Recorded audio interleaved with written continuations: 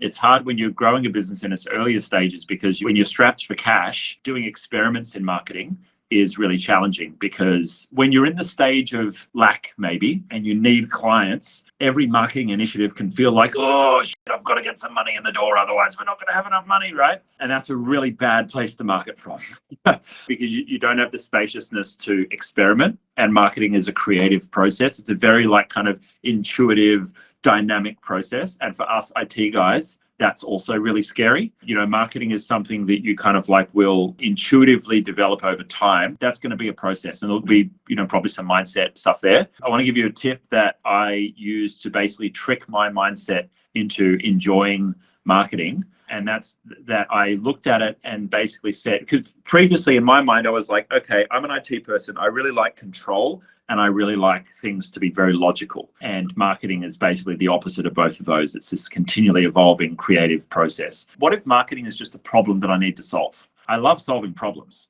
And the problem that I need to solve is, how can I have a shitload of leads just flowing into my business so we're almost overwhelmed? That would be the KPI. That would be the result that we want. And so how can I then solve for that? And it's been a journey of a number of years of me working on that. I still don't consider myself world-class, but as a founder and a business leader, I know now enough that we're in that position. We're getting 10 leads a day from YouTube. It's really pumping, and that's going really well. So I want to invite you to try and think about marketing as a problem to solve, like you would solve other problems in the business, and see if that might shift the perspective a bit. But probably you can bring in some of your concepts that you would use in software development, like agile development, running experiments, testing and measuring. They're the kind of concepts that you can bring into marketing, so it doesn't feel like a scary black box in the corner, I don't know what the fuck to do with this. And be mindful that it will take time as well. On a neurobiological level, it takes time to build the new mental pathways, especially things that are in the subconscious as well. And so Tabby and I met through a training business called The Spiral, which is a spiritual/coaching modality that in part helps you remove some of the subconscious patterns that you might be running through hypnosis and NLP and a few other tools. And sometimes we'll be running things in our subconscious that we can either brute force change the subconscious through conscious patterning.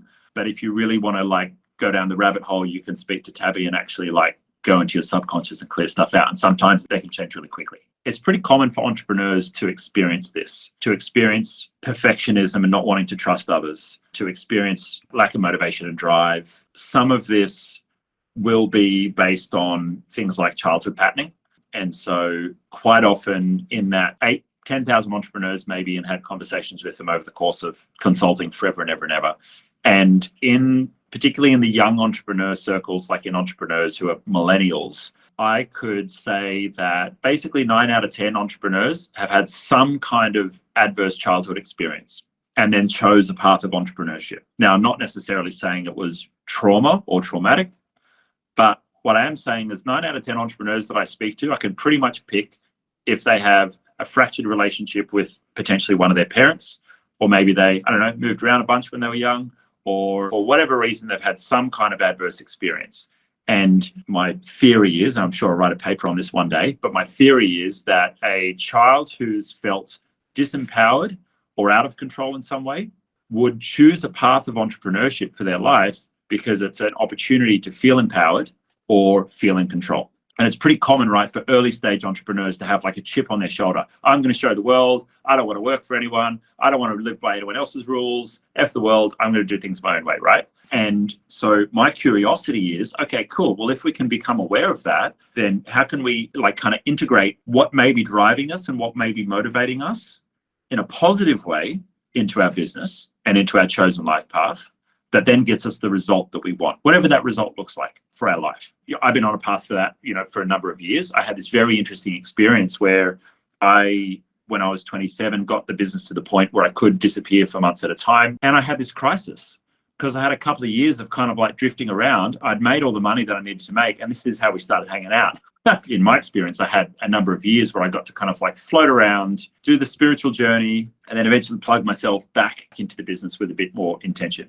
And the reason why I'm sharing this, my intention is to lead anyone who is in business to be integrated entrepreneurs. And what I mean is, okay, we recognize what may be driving us either the shadowy stuff or the non-shadowy stuff, what may be driving us, and then be mindful of that. So we're not just like unconsciously working, because the unintegrated expression of entrepreneurship is workaholism, grinding ourselves away, or, we let our relationships suffer or our physical health suffer. And so ideally we want to be integrated. It's a bit of a buzzword, but ideally we want to have things lined up. And then ideally we're living a life of purpose that is aligned to our goals and is also aligned to our values, what we actually value. That's the key to self-esteem. And that's what Demartini is talking about in those videos. The key to self-esteem is, okay, am I living a life that I feel I'm deserving of? Do I love myself as I live that life?